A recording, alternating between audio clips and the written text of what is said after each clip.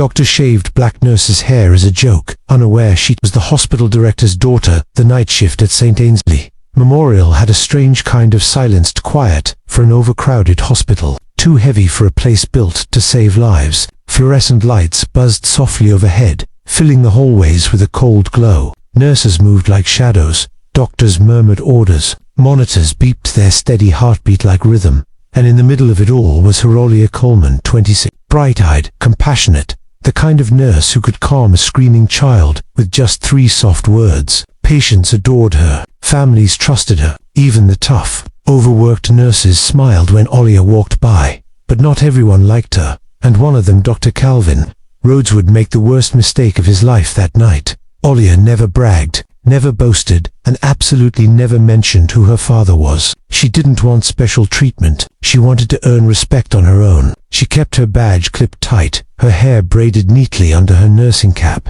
and her kindness steady, even when others around her forgot their own humanity. It was 2:17 a.m. when it happened, during that strange hour when exhaustion melts into delirium, and professionalism slips through tired fingers. Olia had just finished soothing an elderly patient. Through a panic episode, her steps were slow but purposeful as she returned to the break room, ready for her 10-minute breather. Inside, laughter exploded sharp, drunken-sounding, out of place. She froze at the doorway. 3 residents sat around a table, coffee cups, open charts, empty energy drink cans, and in the middle of them, leaning back like he owned the hospital, was Dr. Calvin Rhodes, arrogant, entitled, the type of man who thought a medical degree came with a crown. He grinned when he saw her. Well, he sneered. Look who finally showed up, Miss Perfect Nurse. Olia kept her voice steady. Can I get into my locker? Sure, he said. Come on in. She hesitated just for a second.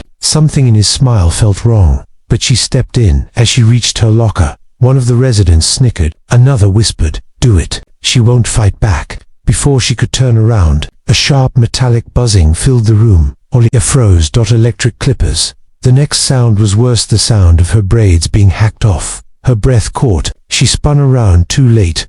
Calvin stood right behind her.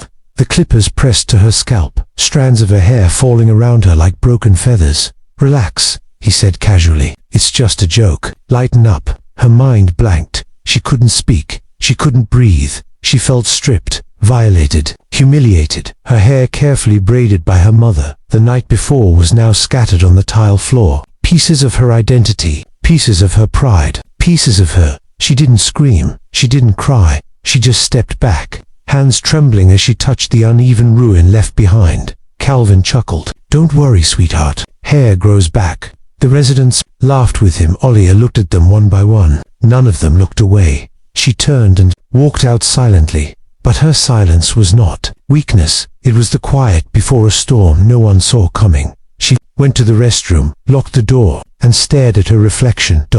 Her scalp was patchy, raw, traumatized. Her lip trembled. Then the tremble turned into a sob, then into a full, body-shaking breakdown. She slid to the floor, gripping her knees. Every breath a desperate gulp for stability. She looked like she was breaking, but she wasn single quotes. She was reforming. Forging, becoming something stronger. When she finally stood up, her eyes were swollen, but her voice was calm. She walked straight to the one person she had never wanted to involve, her father, Dr. Benjamin Coleman, director of St. Ainsley Memorial Hospital, one of the most respected medical leaders in the entire state, a man whose presence alone could silence a room. His office door opened the moment she knocked, like he had been waiting for her. He was reviewing a patient chart, glasses perched on his nose. Then he looked up.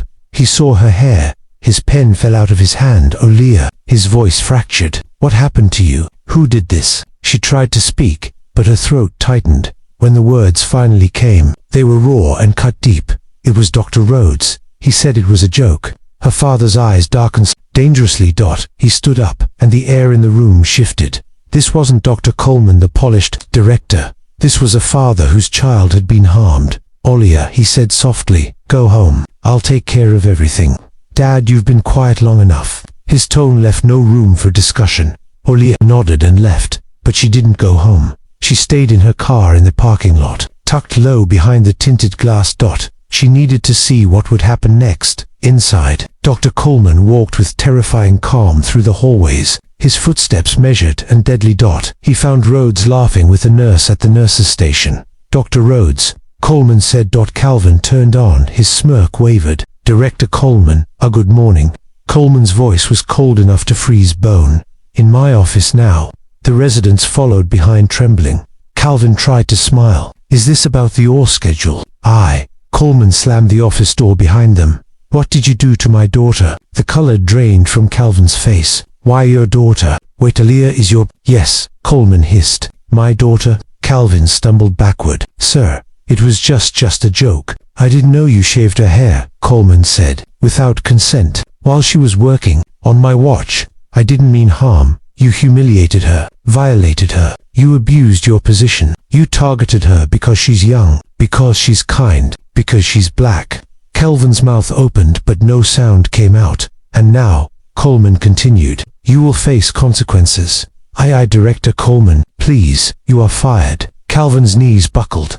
"Effective immediately. Your residency is terminated. Your behavior will be reported to the medical board. Security will escort you out." One of the residents tried to speak. "Sir, we didn't." "You laughed," Coleman snapped. "You watched. You enabled cruelty. You're suspended pending review." The room went silent.